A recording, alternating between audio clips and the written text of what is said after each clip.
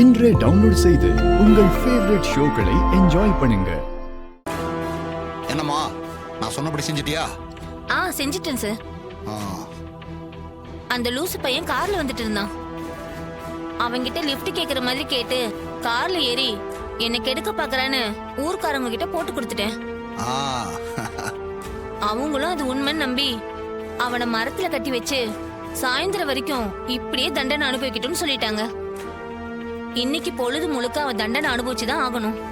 அவன் வரமாட்டான், நீங்க கவலையே படாதீங்க. சூப்பர்மா, கொடுத்த வேலையை கரெக்டா செஞ்சிட்டமா. சரி சரி, நான் உங்கள்கிட்ட அப்புறமா பேசுறேன். சரிங்க சார்.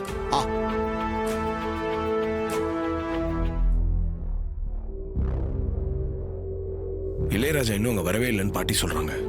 இந்த சந்திரகலா எதனா பிளான் பண்ணிட்டாங்களான்னு தெரியலையே. இந்நேரம் அங்க இருந்திருக்கணும்.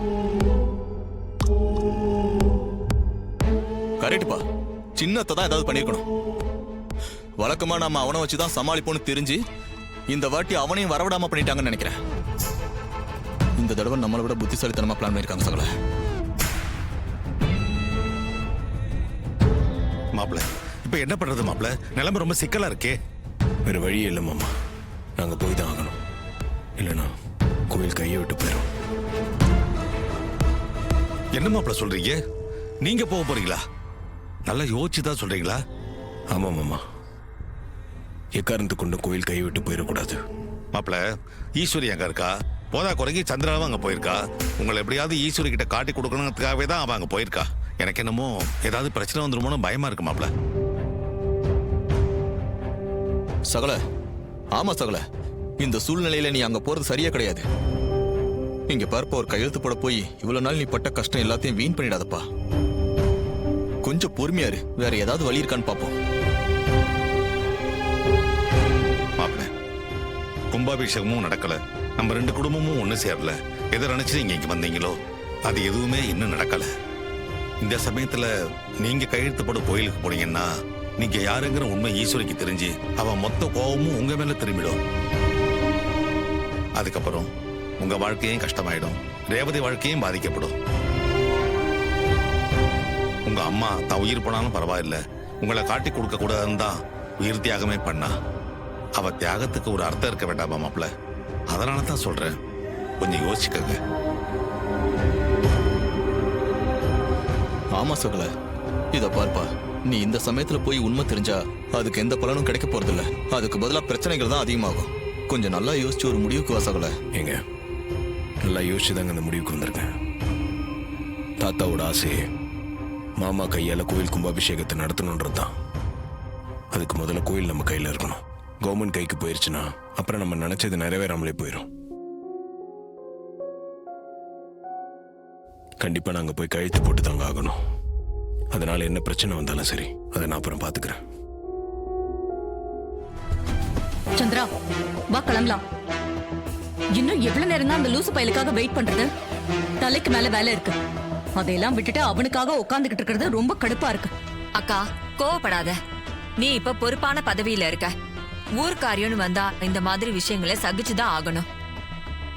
அக்கா, கவர்மெண்ட் அதிகாரிங்க உன்னை மதிச்சு கூப்பிட்டுருக்காங்க. இருந்து பாத்துட்டு போலாம், அவசரப்படாதக்கா. என்னமோ நீ சொல்றதுனால இருக்கேன். விட்டா அக்கா ஓடிடுவா போல இருக்கே. இவளை புடிச்சு வைக்கிறதே பெரும்பாடா இருக்கும் போல இருக்கு.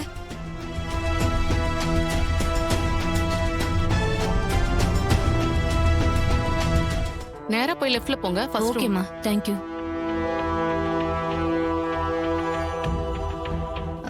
Excuse me. சொல்லுங்க மேடம். என் அப்பாவை இந்த ஹாஸ்பிட்டலுக்கு தான் கூட்டிட்டு வந்திருக்கேன். என் போன்ல சிக்னல் இல்ல, இங்க ஒரு போன் பண்ணிக்கிட்டுமா? பண்ணிக்கோங்க. தேங்க்ஸ்.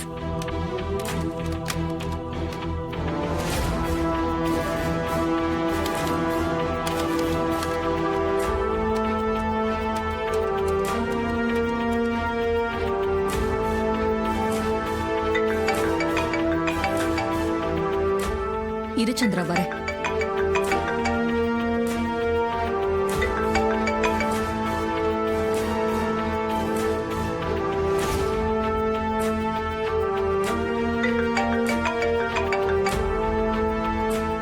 ஹலோ, பேசுறது சாமுண்டீஸ்வரி மேடங்களா? ஆமா, நீங்க யாரு? மேடம், நாங்க மீனாட்சி ஹாஸ்பிட்டல்ல இருந்து பேசுறோம். உங்க ஹஸ்பண்டுக்கு நெஞ்சு வலின்னு இங்க அட்மிட் பண்ணிருக்காங்க. நீங்க உடனே கிளம்பி ஹாஸ்பிட்டலுக்கு வரீங்களா? என்னது நெஞ்சு வலியா? என்னங்க சொல்றீங்க? நெஞ்சு வலின்னு அட்மிட் பண்ணிருக்காங்க. ஆனா ஹார்ட் அட்டாக் மாதிரி தான் தெரியுது. ட்ரீட்மெண்ட் அவருக்கு போயிட்டு இருக்கு. நீங்க கொஞ்சம் சீக்கிரம் வாங்க. இதோ வந்துடுறேன். சார், என் பர்சனல் விஷயத்துக்காக நான் இப்ப கொஞ்சம் அவசரமா வெளியே கிளம்பி போகணும். நீங்களே இந்த கையெழுத்து மேட்டரை கொஞ்சம் பாத்துக்கோங்க. நான் கிளம்புறேன். சரி, நீங்க கிளம்புங்க மேடம். அக்கா சொன்னா கேளு. இல்ல சந்திரா, அக்கா இருக்கா? அக்கா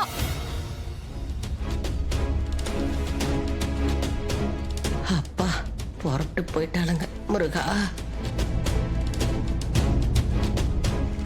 பந்தயத்துல ஓடி இருந்தா ஃபர்ஸ்ட் பிரைஸ் ஆச்சு வாங்கியிருப்பேன். நம்மள இப்படி ஓட வைக்கிறானுங்களே. அக்கா அக்கா நான் சொல்றத கேளுக்கா. போகாதக்கா. இல்ல சந்திரா, என்னால முடியாது. நான் போகணும். அக்கா இந்த நேரம் பார்த்து போயிட்டாலே. ஓகே, எல்லாம் சரியா இருக்கு சார். கொடுத்துருங்க. இந்தாங்கம்மா, எல்லாம் கரெக்டா இருக்கு. இந்தாங்க. டாக்குமெண்ட்லாம் ஏற்கனவே எழுதி ரெடியா இருக்கு. நீங்க 3 பேர் சைன் பண்ணா போதும். Okay sir. அந்த டாக்குமெண்ட்ஸ் கொடுங்க. இந்தாங்க, இதுல ஒரு சைன் பண்ணுங்க. வாங்க, கையெழுத்து போடு.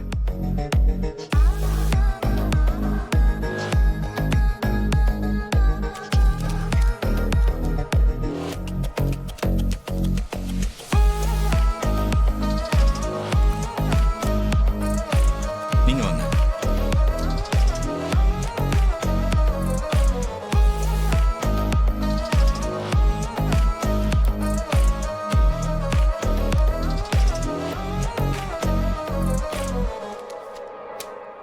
ஓகே, அடுத்தவர் வாங்க.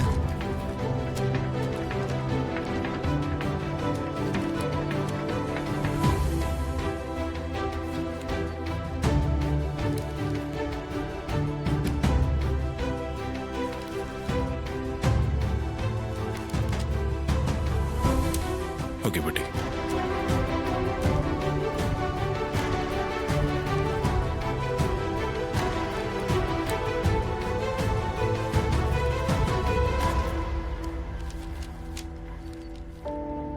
சார், ஃபார்மாலிட்டிஸ் எல்லாம் முடிஞ்சிருச்சுல? எல்லாம் முடிஞ்சிருச்சு சார். அம்மா, இத வாங்கிக்கோங்க. இனிமே இந்த கோயில் உங்களுக்கு தான் சொந்தம். அப்பா, ரொம்ப சந்தோஷம் சார். நான் வணங்குற முருகன் எல்லாத்தையும் நல்லபடியா முடிச்சு கொடுத்துட்டான். எங்க கோயில் எங்களுக்கே கிடைச்சிருச்சு. நம்ம கோயில் நமக்கே கிடைச்சிருச்சியா?